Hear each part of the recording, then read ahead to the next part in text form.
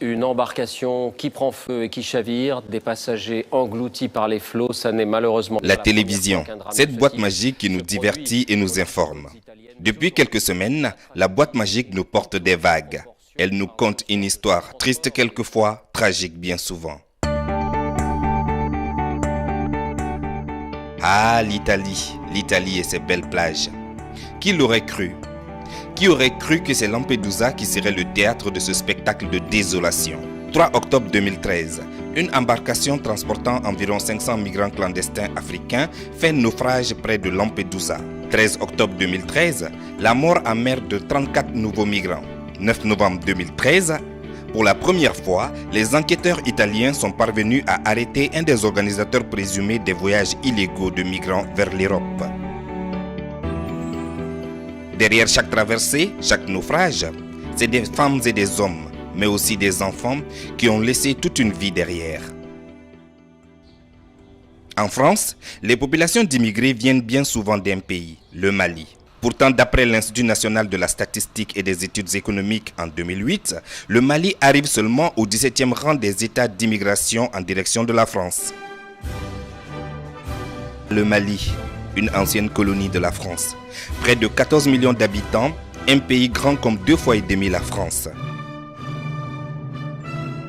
Le Mali fut indépendant en 1960. 1939-1945, la Deuxième Guerre mondiale. La guerre bat son plein en Europe. Les Africains sont enrôlés par milliers dans l'armée du colonisateur pour défendre la mère patrie.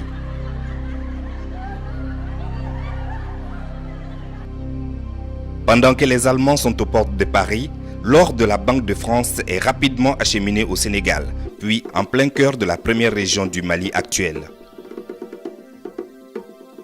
L'immigration désigne aujourd'hui l'entrée dans un pays de personnes étrangères qui y viennent pour y séjourner ou s'y installer. L'histoire contemporaine nous apprend que depuis plusieurs siècles, les hommes se déplacent sur la terre à la recherche de leur bien-être. René Caillé, Bartholomé Diaz, Christophe Colomb, etc., etc. Les grands navigateurs européens n'ont-ils pas été les premiers à traverser les océans à la recherche de nouvelles terres, de richesses, de bien-être? Question. Comment les Américains, découverts par Christophe Colomb, ont-ils qualifié ces individus venant d'ailleurs? Des immigrés? Les premiers Africains, Asiatiques ou Arabes arrivés en Europe étaient-ils considérés par les Européens comme des explorateurs? Je ne crois pas. L'idée de ce film n'est pas de légitimer l'immigration, loin s'en faut. L'idée, c'est de relater des faits pour que chacun puisse se faire une idée.